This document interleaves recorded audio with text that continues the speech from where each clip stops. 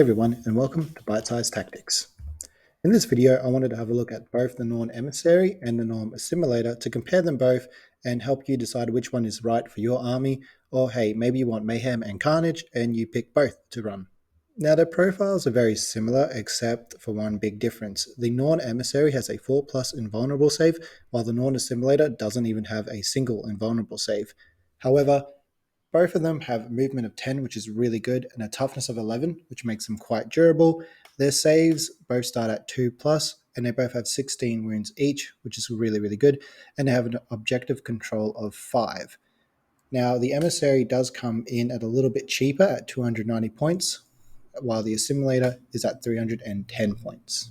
Now, the abilities that they both share is the Deadly Demise D6, and both Norn variants have the Singular Purpose ability. So they can either choose an enemy unit and reroll the hit and wound roll against that chosen unit, or they pick an objective at the start of the game, and when the Norn reaches that objective, it gains objective control 15 and a feel no pain of 5+. The Emissary also has a 4+ feel no pain against mortal wounds, and the Assimilator has an ability that allows them to do mortal wounds to enemy units that fall back from them. Emissary has a Psychic Tendril, which has 3 different variants. First of all, they have the Neuroparasite, which has precision and is more used for anti-characters. So if there is a character in a unit that you really need to kill, you could use the Neuroparasite precision ability and take out the character from that unit. You could also choose the Neuroblast, which has the blast ability, and this is really great for anti-swarm or anti-infantry. And then there is the Neurolance, which has Melted 2 and is a more anti-vehicle or anti-monster variant of the weapon.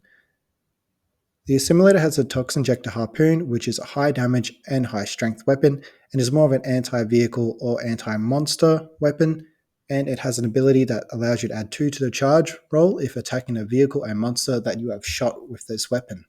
Both the Norns have the monstrous Scything Talons, which is quite a decent weapon. That's strength 9, -2 AP, and a flat 3 damage, hitting on 2s as well, is quite nice. While the Emissary has an extra attack called Monstrous Rending Claws. Now this weapon is weaker than the Scything Talons, but it's always nice to have extra attacks.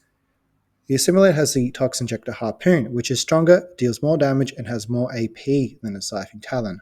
So yeah, Assimilator is much better at combat, while your Emissary is much better at ranged shooting.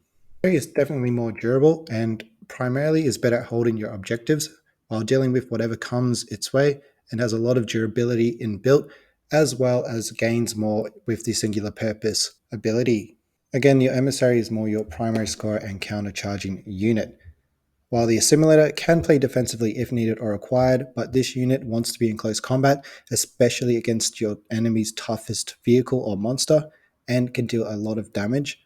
Now for the weaknesses, the Emissary can be moved, blocked, or screened out, which is really bad because you want the Emissary to have the singular purpose of reaching that objective, getting OC 15, and a 5+ feel no pain to any damage.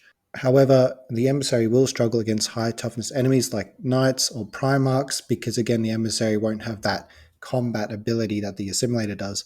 Also, because the Emissary is quite a threat and can hold objectives for really long periods of time, expect it to be targeted by weapons that have devastating wounds, as it ignores all your arm saves and goes straight to that feel no pain.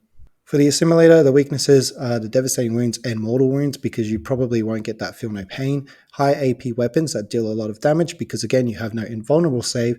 Also, you don't want to be moved, blocked, or screened out from the units you want to be in close combat with, as you really want to take out that unit or vehicle as quickly as you can. You could even say that the Assimilator's need to be in close combat is somewhat of a weakness because you have to get right up and close and personal to your enemy. So for the strengths, well, the potential for having OC 15 with the Singular Purpose ability is quite good. Also, it has a lot of inbuilt durability, toughness 11, 2+ armor save, 4+ invulnerable save, 4+ feel no pain to mortal wounds, and then once you get onto your objective, a feel no pain of 5+ is really good.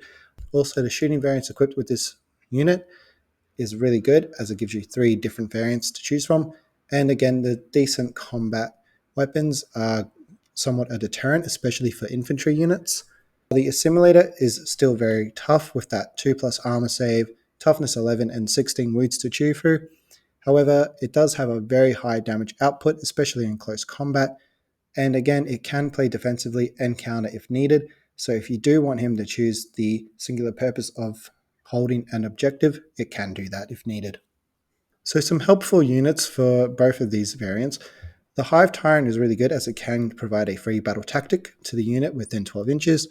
The Neurolictor is actually an interesting one as it can force battle shock tests on enemy units, and any battle shock units within 12 inches are -1 to hit when they attack Tyranid models, and again if they are battle shocked, your Tyranid units get +1 to wound them, which is quite devastating.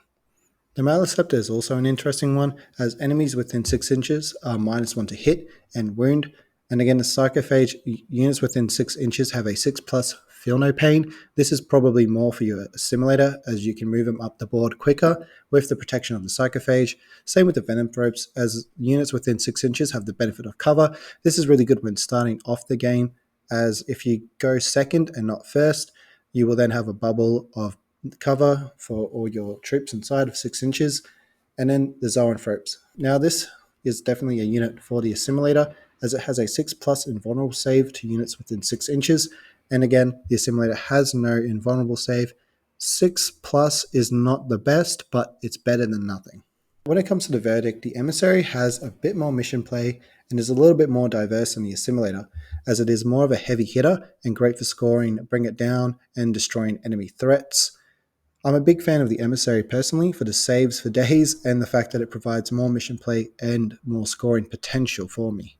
However, there is a place for the Assimilator, and they do work well in tandem, as the Assimilator can charge up the board and soak up fire and become a problem for your enemy, while the Emissary can sit back on an objective, hold it for long periods of time, and this could be really good. Thank you for watching the video. If you liked it, feel free to leave a like. Also leave a comment if you have any suggestions or want to let people know how you use both the Norn Emissary and the Assimilator. And if you want more content, please subscribe.